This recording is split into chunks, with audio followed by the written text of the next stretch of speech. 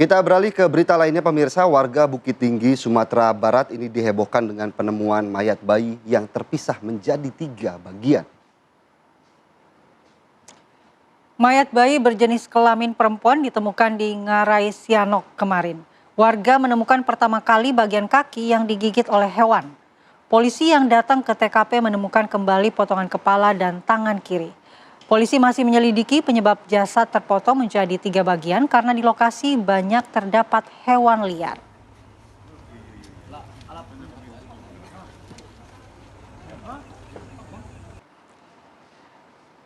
Jadi ini belum bisa dipastikan apakah jasad bayi terpotong menjadi 3 bagian ini apakah mutilasi atau justru karena dimakan hewan liar ya.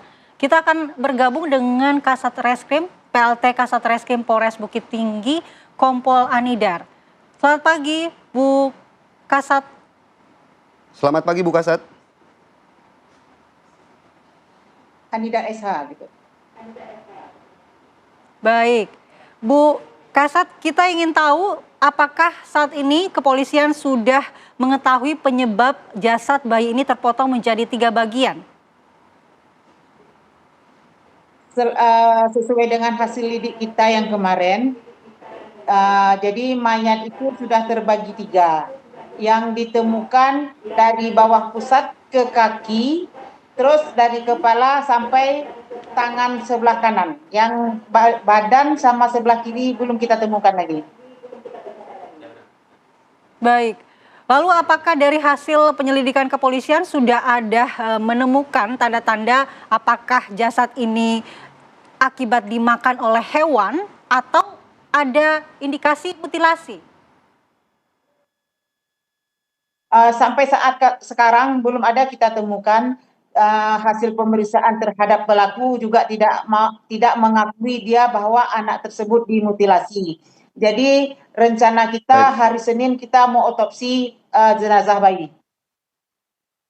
Bu Kasat, berarti dari sejak bayi ini hilang dan kemudian ditemukan menjadi 3 bagian, apakah ada laporan yang diterima dari pihak kepolisian terkait kehilangan dari seorang bayi, Bu Kasat?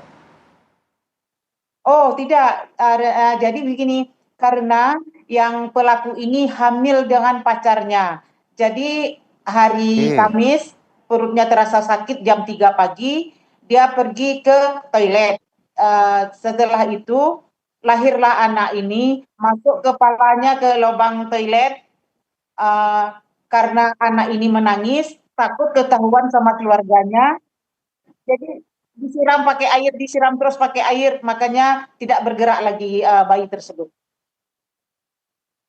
Ya, Bu Kasat, berapa usia dari orang tua atau ibu dari bayi ini?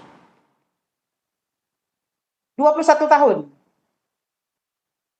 Baik, berarti bukan lagi anak di bawah umur ya? Betul sekali. Dan apakah memang pada saat ibu ini membuang bayinya, bayi masih dalam kondisi hidup, Bu Kasat? Ya, dalam kondisi masih hidup.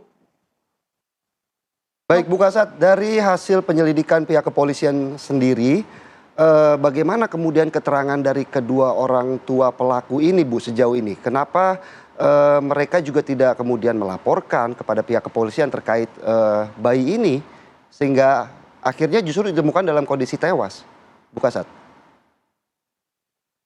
Karena yang pelaku ini merasa malu, begitu lahir anaknya disimpan dulu di rumah di tempat sampah. Sore hari baru dia buang ke Ngarai. Baik.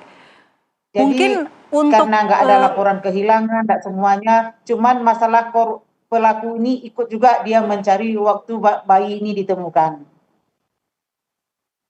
Baik. Bagaimana dengan ayah dari bayi sendiri, Bu Kasat? Apakah juga ikut diamankan dalam kasus ini? Kalau terkait ayah bayinya tidak ada kita amankan karena kita tanya sama pelaku siapa pacarnya. Dia juga udah putus hubungannya, nggak ada komunikasi lagi selama ini. Baik. Baik, ancaman hukuman untuk pelaku seperti apa, Bu?